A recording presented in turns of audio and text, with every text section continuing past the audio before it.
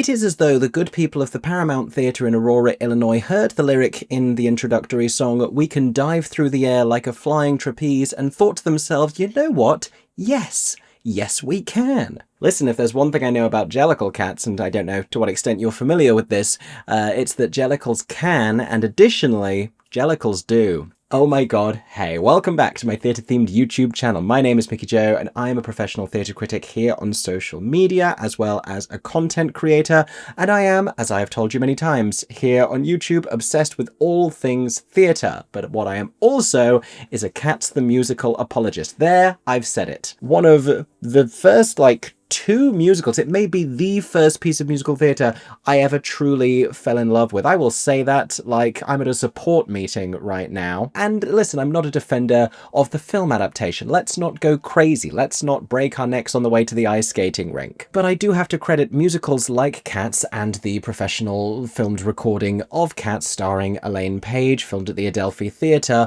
with introducing me as a sort of a manic gateway drug to the world of musical theatre and theatrical entertainment. It's one of the first shows that I got taken to go and see as a child, and I remember distinctly getting taken up on stage and meeting old Deuteronomy and all of that. So anytime I have the chance to see a production of Cats as an adult, I turn once more into an awestruck child. But perhaps never more so than when I went to go and see Cats at the Paramount Theatre in Aurora, Illinois, as part of a trip to Chicago, and not just any production of Cats, but Circus Cats. Yes, you heard me correctly. This is Andrew Lloyd Webber's musical Cats, but presented with circus aesthetics, circus choreography, circus themes, and visuals and everything that comes with that. And I'm going to tell you gleefully all about it in this full review. Buckle up, I promise you're not ready for Circus Cats. I certainly was not. But I'm not the only person who had the chance to see this production. If you had the chance to see it,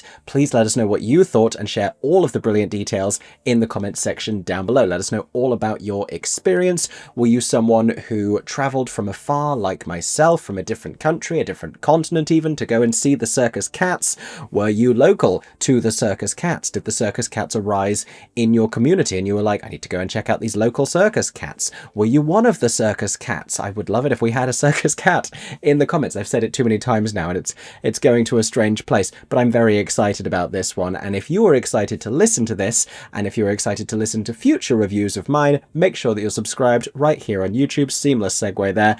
Turn on those notifications so that YouTube lets you know every time I post a new video, or go follow me on podcast platforms where you're just hearing the nonsense that I'm sharing about this exceptional piece of theatre today.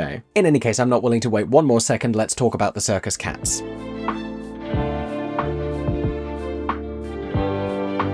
Now, it's at this point in the review, traditionally, that I talk a little bit about the material and talk a little about the synopsis. I like to think at this point, everyone is to some extent familiar with Cats, and if you've managed to survive in the world with an interest in theatre but haven't yet been exposed to Cats, then you know, it's like you're a person who has managed to walk around your entire life and not get rained on. I don't know how you have done this. What I will say is that Cats is a musical created by Lord Andrew Lloyd Webber. He scored a series of poems, Old Possum's Book of Practical Cats by T.S. Eliot, and it's become this semi-abstract, sort of loose narrative show about jellicle cats, which are these sort of mystical, semi-humanoid cats, perhaps, meeting as they do once a year to celebrate the Jellicle Ball, the culmination of which is one cat being chosen by their elected leader, old Deuteronomy, who has buried a suspicious number of wives, but we won't get into that right now, to ascend to the Heaviside layer and be reborn in order to live a new Jellicle life. One of them gets to be reincarnated if they are deemed worthy of it by the patriarchal figure, basically, of the society. There's lots that we could say about Cats, and there's lots that I have said about Cats, because in order to combat the recurring propaganda message, there, I'll say it, that Cats is a musical that doesn't have a plot or has a nonsensical plot, I, some years ago, in a former residence of mine, in the earlier days of my stagey YouTube channel, dressed up as my favourite of the Cats since childhood, Mr. Mistopheles. Insert picture of me doing it as a child, insert picture of me doing it during 2020. Listen, lockdown was a trying time for us all, and I feel like we all learned things about ourselves. But there is a video here on YouTube, which the real ones will remember, in which I, semi-drunkenly, explain my perspective of the entire plot of Cats. And make no mistake, there is an intricate plot at work here if you want to see one. And there are antagonists, and there is a whole thing with Grisabella, who longs to return to the fold but has been shunned for reasons that aren't quite clearly articulated. But it's not just me who reads into all of the relationships and all of the politics and everything that's going on within the Jellicle Cat community, because look at this. This is in the playbill for Circus Cats, and there is a proposed family tree, which includes but is not limited to the 9 wives of old Deuteronomy, as well as like brother-sister relationships. And, oh wow, that's interesting. Oh, Jelly, Laura and Grisabella sisters. Fascinating. Wait, are they both the second wife of old... Oh no, I see. They are the offspring of the second wife of old Deuteronomy. So Grisabella, old Deuteronomy daughter? That's a hot take. That makes the whole thing at the end kind of seem like nepotism. Anyway, as predicted, we have gone to a strange place. My point of all of this is that Cats is, for many people, a nostalgic musical. It is, for many others, a slightly puzzling musical. The one thing that Cats has always been celebrated for is its movement, and it's a spectacular dance piece, of course, originally choreographed by the iconic late great Dame Gillian Lynne. But the one thing that I don't think we talk about nearly enough is what a strong score Cats has in terms of its composition. And it was this long-running spectacle and this fascination of tourists before the days of Mamma Mia and The Lion King. And obviously Memory is an absolute classic and a staple of musical theatre. There are also terrific songs like Mungo Jerry and Rumpelteazer, for crying out loud, like Skimbleshank's The Railway Cat. But some of the musical moments in this show which I find to be the most stirring, the most exciting, and remind me how passionately I feel about this material are the instrumental sections. The entirety of the Jellicle Ball musically I find so thrilling. You've got, first of all, the section that's like and then every time you hear a modulated version of that, like coming back, it's so exciting to me. That's before we even talk about like the brassy, jazzy brilliance of a song like McCavity and the moment in Memory that made it such an iconic song, which is, you know, Grisabella falling down and then Jemima, or whichever cat it is at that performance, singing like the middle 8th section for her, and then she jumps back up the octave and gives it touch me. Campy, iconic for a reason. Basically, you are never going to be able to tell me that Cats is not a good musical, and people look down their human noses at the whiskered noses of Cats the musical, and I think that things are allowed to be abstract. Things are allowed to speak to audiences of all ages, and I think that, yeah, things are allowed to be unashamed celebrations of dance. There are those among us who say, I don't love the usual version of Cats, but I really like these new interpretations that we're seeing. They may have really enjoyed Cats the Jellicle Ball, recently seen off-Broadway, and there are people who said, okay, I'll see Cats, but this is the way that Cats should always be done. And I don't subscribe to that way of thinking, both because I think Tradwife Cats, original Cats, is underappreciated and is, to my mind, terrific, but also because Cats the Jellicle Ball is not the only way to do it, because look at this brilliance.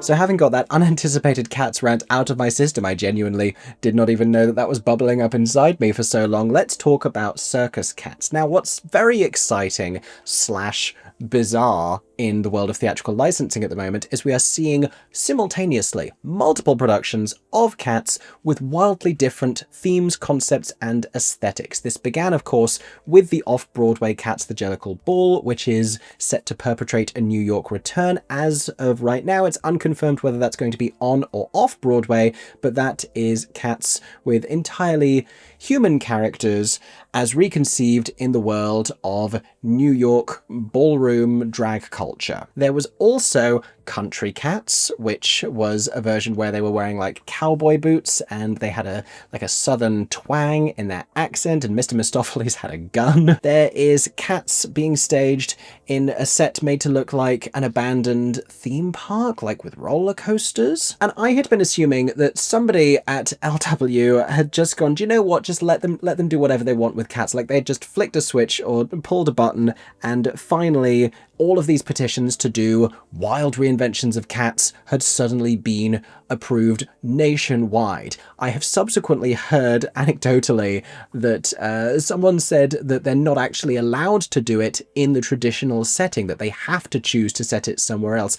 And that feels a little more likely, because what are the chances you would simultaneously get all of these different productions doing Cats in such different ways? In any case, the Paramount Theatre in Aurora, which from what I gather has staged Cats before in a more traditional production and is a producing theatre in Illinois in a very charming little community, decided to do Circus Cats. Now for this production, that meant the whole thing was set inside the context of a big top tent, which was realised on stage. It didn't extend particularly out into the auditorium, except for a trapeze, which was very noticeable as we entered into the auditorium. It was conspicuously hanging a few rows into one of the aisles on a wire going right to the back of the circle level. And this conspicuous empty trapeze was gestured to fairly early on in the show. It came to represent something which I will tell you about momentarily. But one of the most brilliant features of this high concept revival reinterpretation of the show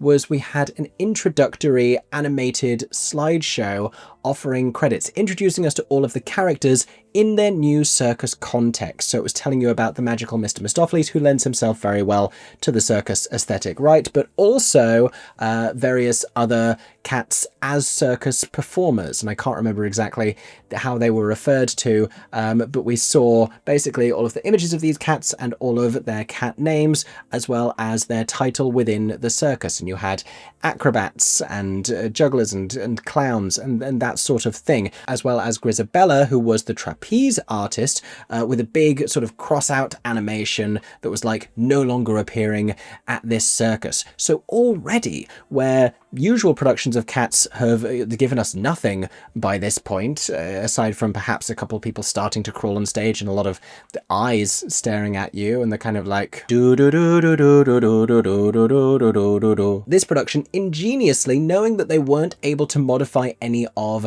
the text, any of the lyrics, add in dialogue, of course not, in order to acquaint you with the new context of the production, which is always the biggest challenge of these things when recontextualizing a show to a different setting, to a different aesthetic, gave you this silent slideshow that did all of that work for them. And so everything was set up. Not only did we understand who these characters were, the world that we were living in, but also a little bit of backstory and context for the outcasting of Grisabella for the role of McCavity in the community. And that is something that I think every other production of Cats should be noting and should be implementing. I think even Ballroom Cats could benefit from something like that. Now, what I will say, just on the nature of the concept, is that this was a really smart choice, because you don't have to all the way bend over backwards to try and restage Cats in a circus setting. There was less legwork that needed to happen to take the original version of the show and make it circusy than the Jellicle Ball had to do. Like, they had to more substantially reinvent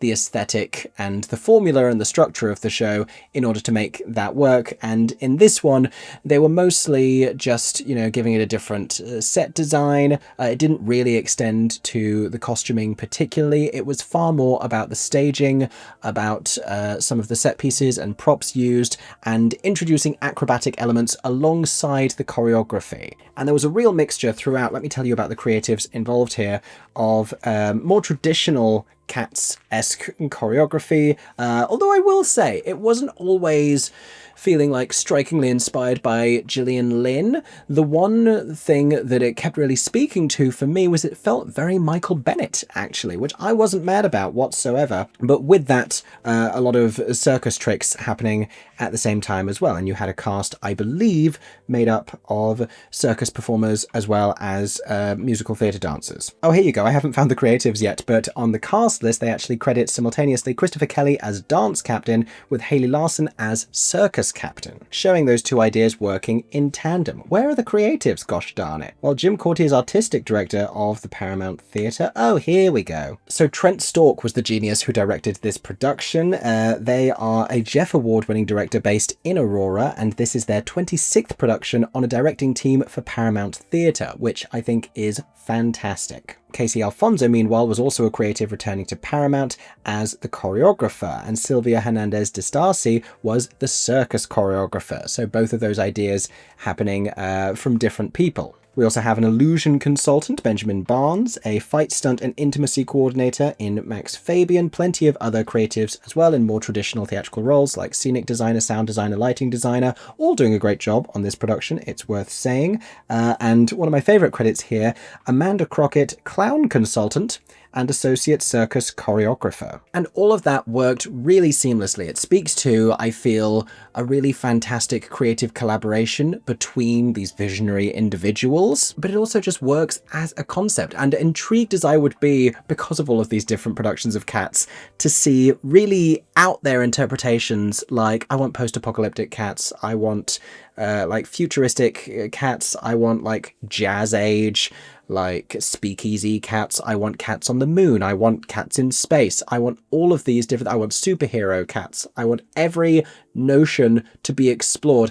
Circus makes more sense with the text and with the material, and if the entire reasoning behind Cats as a musical on stage was this dance language created by Gillian Lynne that felt, you know, appropriately feline, that was born out of cat-like movements, then adding in an acrobatic and circus element to that and adding in scale and drama feels like a natural extension of that same idea, because there's still something very cat-like about all of that kind of movement. All of the trapeze stuff and the elegance and athleticism of it is all still very feline. Like, it doesn't feel outlandish. It doesn't feel like a bizarre stretch whatsoever. This feels like a natural continuation of the idea of Cats.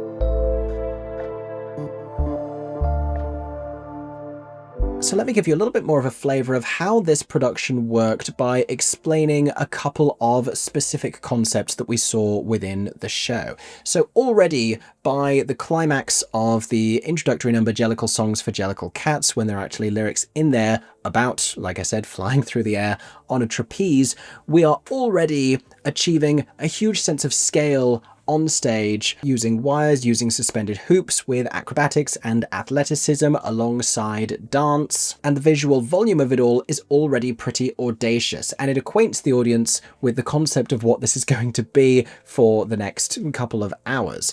The challenge is, when you then get to the Jellicle Ball, you have to try and top that, right? And you have this huge sweeping moment of music in the Jellicle Ball that demands some sort of huge choreographic sweep to go with it. And this is where you love to see a really smart creative paying attention to the material, and sometimes that material doesn't have words. Sometimes that material is just music and a feel of what the audience is expecting and what has always been done in that moment, combined with the smartness to do something else, to turn it on its head, and to know that because you gave us that extraordinary extravaganza of an opening, you could only match it. You could only do the same thing again and give us that same sort of full dizzying stage picture of all of these performers twirling and flying and flipping over and doing all these different things, and that it would just be a repeat of it. It would still look thrilling, but it wouldn't bring it to a new height. So instead, you do something visually powerful for its subtlety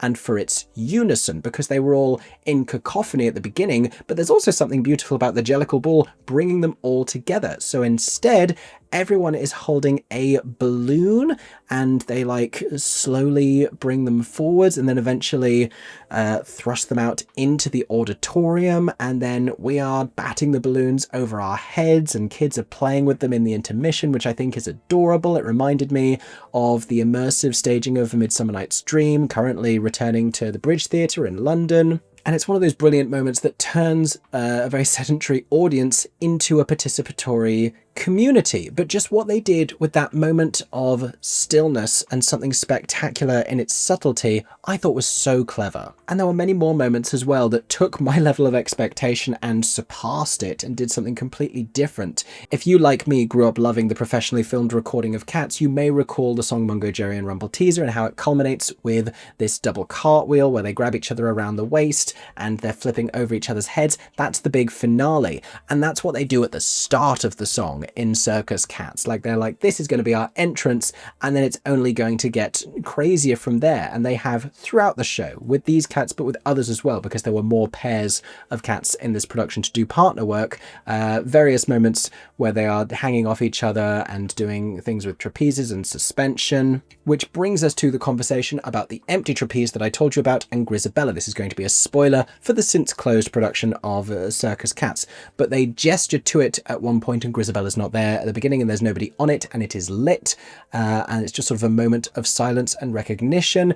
It is next gestured to when Grizabella returns. Grizabella, played by Emily Rome, who you may be familiar with of Ride the Cyclone fame. We'll talk more about performances in a little bit, but she is sort of reaching out in a very forlorn way, as Grizabella tends to, up to the empty trapeze that she can no longer reach because critically she's not 30 feet tall and it's all the way up there. And the subtext of this is that she's no longer a part of the circus and perhaps she doesn't even think that she can do it anymore, and she's been outcast for whatever reason that they semi-explain in the song Grizabella the Glamour Cat, but practically it's just because the trapeze is halfway along the track and there's no one from stage management willing to lower the thing to help her. That's really what's happening here if you think about it. In any case, it does not take a genius to work out where we're going with all of this, and when we eventually get to that iconic crescendo in the music when she's singing Memory, rather than simply rising to her feet, it's a bit of a defying gravity moment because she instead sits on the trapeze that has been brought onto the stage, or maybe it's even a separate trapeze, I forget,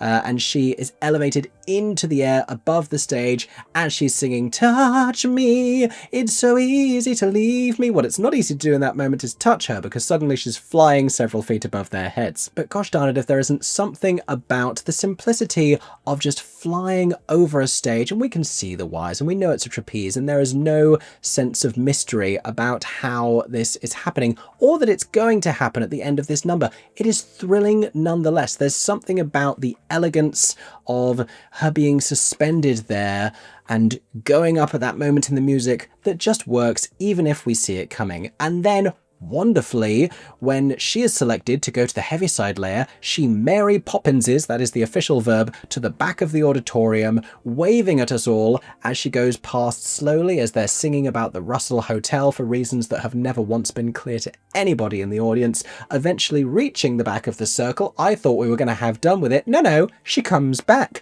Grizabella returns.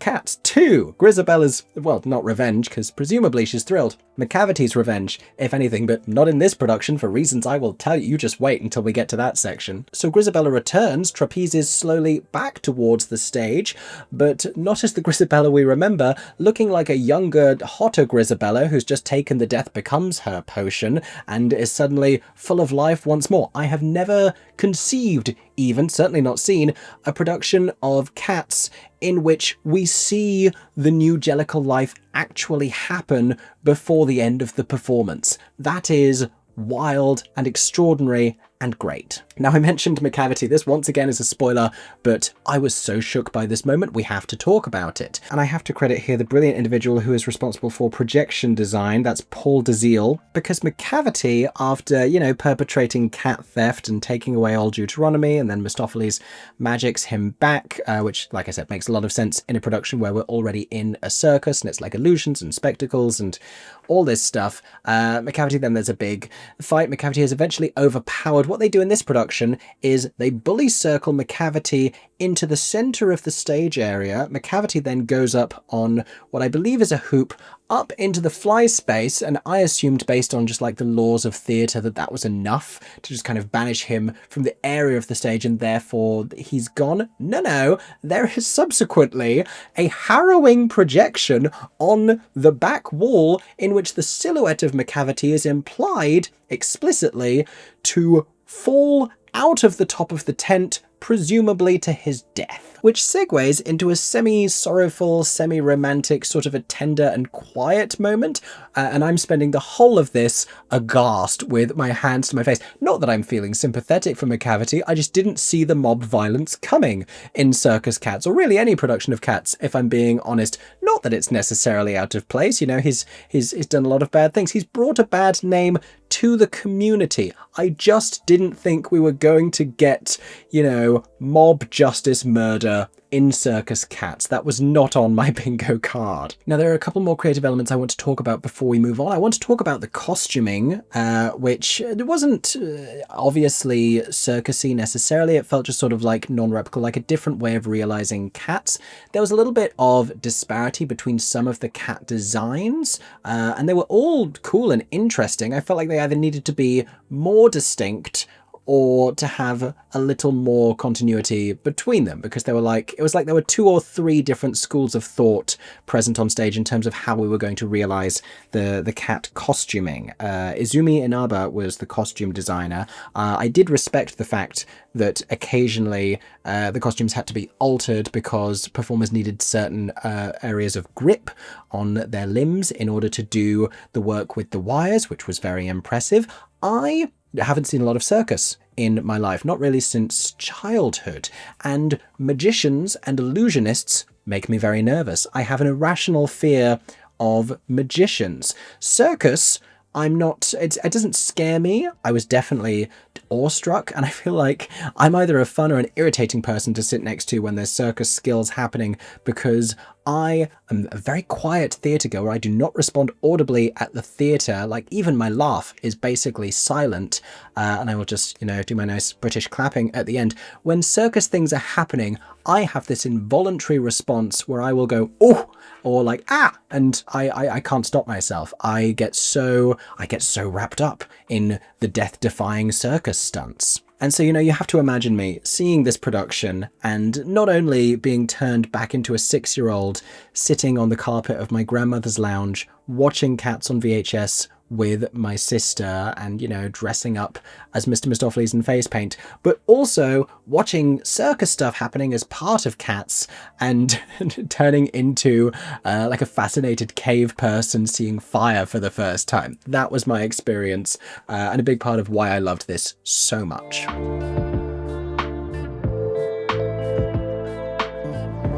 Let's finish then, as we always do, by talking about some of these fantastic performers. I did see a couple of brilliant covers on, and Cats is a hell of a show to be covering, because even to be playing one track is very demanding, especially in a production like this. So shout out to all of them. Where to even begin with this company? Lorenzo Rush Jr. vocally as Old Deuteronomy.